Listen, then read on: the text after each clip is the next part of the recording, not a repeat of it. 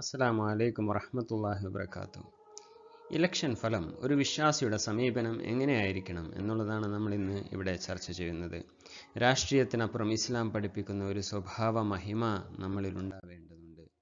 ഒരു ജനാധിപത്യ രാജ്യത്ത് വിവിധങ്ങളായ ആളുകളാണ് ഉണ്ടാവുക. വൈവിധ്യമാർന്ന രാഷ്ട്രീയ പാർട്ടികളിൽ പ്രവർത്തിക്കുന്ന, വൈവിധ്യമാർന്ന ആശയധാരകളിൽ വിശ്വസിക്കുന്ന ആളുകൾ ഉണ്ടാവുക എന്നുള്ളത് സ്വാഭാവികമാണ്, അത് സ്വീകാര്യവുമാണ്. പക്ഷേ പ്രത്യേകിച്ചും ഇപ്പോൾ ഇലക്ഷൻ ഫലം പുറത്തു വരുമ്പോൾ നമ്മുടെ രാഷ്ട്രീയ താല്പര്യങ്ങൾക്കപ്പുറം നമ്മൾ ഉയർത്തിപ്പിടിക്കേണ്ടത് നമ്മളുടെ ഇസ്ലാമികമായ ഉത്തമ സ്വഭാവ ഗുണങ്ങളാണ് എന്നുള്ളതാണ്. വിജയമായാലും പരാജയമായാലും ഒരു വിശ്വാസിയുടെ വാക്കുകൾ കൊണ്ടോ പ്രവൃത്തികൾ കൊണ്ടോ മറ്റൊരാളെ മുറിവേൽപ്പിക്കുന്ന രീതിയിലുള്ള പ്രവർത്തനങ്ങളോ വാക്കുകളോ നമ്മിൽ നിന്ന് ഉണ്ടാകാൻ പാടില്ല. വിശുദ്ധ ഖുർആൻ പഠിപ്പിക്കുന്നത് നമ്മൾക്ക് നോക്കാം. പരിഹാസം വിശ്വാസിക്ക് ചേർന്നതല്ല. വിശുദ്ധ ഖുർആനിലെ 49-ാമത്തെ അധ്യായത്തിൽ 11-ാം വചനത്തിലെ ഒരു ഭാഗമാണ്, സത്യവിശ്വാസികളെ, ഒരു ജനത മറ്റൊരു ജനതയെ പരിഹസിക്കരുത്. പരിഹസിക്കപ്പെടുന്നവർ പരിഹസിക്കുന്നവരെക്കാൾ നല്ലവരായേക്കാം എന്നും. നമ്മൾ അനുകൂലിക്കുന്ന പാർട്ടിയേക്കാൾ മറ്റൊരു പാർട്ടിയെ ഒരു സഹോദരൻ പിന്തുണച്ചു എന്നതുകൊണ്ട് അദ്ദേഹത്തെ അസഭ്യം പറയലോ അദ്ദേഹത്തെ വഴക്ക് വിളിക്കലോ ഒന്നും ഇസ്ലാമികമായിട്ടുള്ള ഒരു മര്യാദയല്ല എന്നുള്ള സംഗതിയാണ് നമ്മൾ മനസ്സിലാക്കേണ്ടത്. പ്രത്യേകിച്ചും സോഷ്യൽ മീഡിയയിൽ നമ്മൾ പരിഹാസം നിറഞ്ഞ പോസ്റ്റുകൾ, നമ്മളുടെ കമൻറ്റുകളൊക്കെ അത് ഒരുപാട് ആളുകളിലേക്ക്, അത് ആയിരക്കണക്കിന് ആളുകളിലേക്ക് റീച്ചാവുന്ന ഒരു കാര്യമാണ് സോഷ്യൽ മീഡിയയിലെ പരിഹാസങ്ങളും അപഹാസ്യങ്ങളും എന്നുള്ളത്. അതുകൊണ്ട് തന്നെ സോഷ്യൽ മീഡിയയിൽ നമ്മൾ കുറച്ചുകൂടെ നമ്മൾ ഇസ്ലാമികമായിട്ടുള്ള ഒരു മര്യാദ, ഒരു അദബ് നമ്മൾ പാലിക്കുവാൻ നമ്മൾ ശ്രമിക്കേണ്ടതുണ്ട് എന്നുള്ളതാണ്. മറ്റൊന്നാണ് ഫുസൂക്ക് എന്ന് പറയുന്നത്. ഒരാളെ ചീത്ത വിളിക്കുക എന്ന് പറയുന്നത് പാപമാണെന്ന് നബി സല്ലല്ലാഹു അലൈഹി വസല്ലമ പഠിപ്പിച്ചിട്ടുണ്ട്. വിജയവേളയിൽ നമ്മൾ അഹങ്കരിക്കാൻ പാടില്ല. നമ്മൾ വിനയാന്വിതരായിക്കൊണ്ടാണ് നമ്മൾ ജീവിക്കേണ്ടത്. നമുക്കറിയാം റസൂലുള്ളാഹി സ്വല്ലല്ലാഹു അലൈഹി വസല്ലമയുടെ മക്ക വിജയവേളയിൽ, അതായത് 10,000-കണക്കിന് അനുയായികളുമായി റസൂലുള്ളാഹി സ്വല്ലല്ലാഹു അലൈഹി വസല്ലമ മക്ക കീഴടക്കിക്കൊണ്ട് വിജയശ്രീലാളിതനായി മക്കയിലേക്ക് പ്രവേശിക്കുന്ന ആ ഒരു രംഗം നമ്മൾ ആലോചിക്കേണ്ടതുണ്ട്.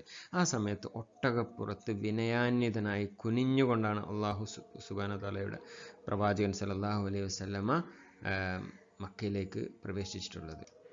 മറ്റൊരു റിപ്പോർട്ടിൽ കാണാം, അള്ളാഹുവിനോടുള്ള വിനയത്താൽ റസൂലുള്ളാഹി സ്വല്ലല്ലാഹു അലൈഹി വസല്ലമ അവിടുത്തെ താടി ഒട്ടകത്തിൻ്റെ പുറത്ത് തട്ടുന്ന മാതിരി അത്രയും വിനയാന്വിതനായി കുനിഞ്ഞു നിന്നുകൊണ്ടാണ് റസൂലുള്ളാഹി സ്വല്ലല്ലാഹു അലൈഹി വസല്ലമ മക്കയിലേക്ക് പ്രവേശിച്ചത് എന്നാണ്.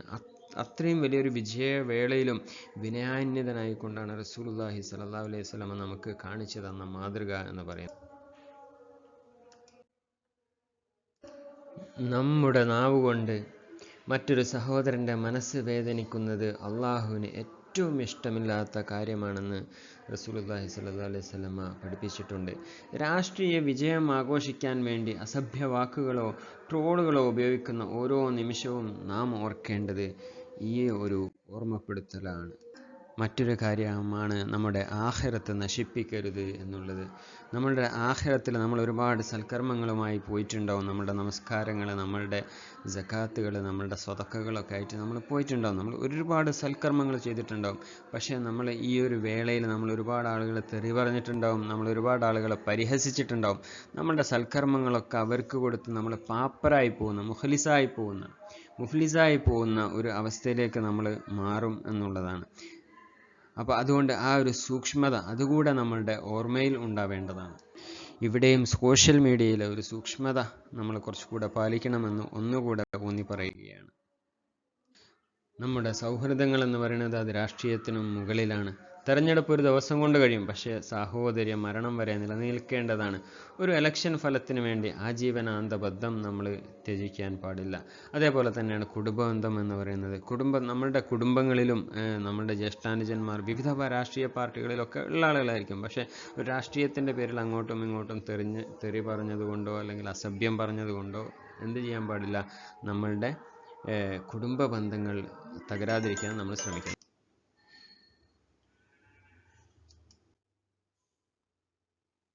ഉമ്മത്തിൻ്റെ ഐക്യം, ശാശ്വതമായ ബന്ധം. തെരഞ്ഞെടുപ്പ് ഒരു ദിവസം കൊണ്ട് കഴിയും. സാഹോദര്യം മരണം വരെ നിലനിൽക്കണം. നമ്മളെപ്പോഴും ഓർക്കേണ്ട ഒരു കാര്യമെന്ന് പറയുന്നത്, വിജയിച്ചാൽ നമ്മൾ അഹങ്കരിക്കരുത്, അള്ളാഹുവിനോട് നന്ദി പറയുക. പരാജയപ്പെട്ടാൽ നിരാശപ്പെടരുത്, ക്ഷമ പാലിക്കുക. മറ്റുള്ളവരോട് പരിഹസിക്കരുത്, അന്തസ്സോടെ പെരുമാറുക.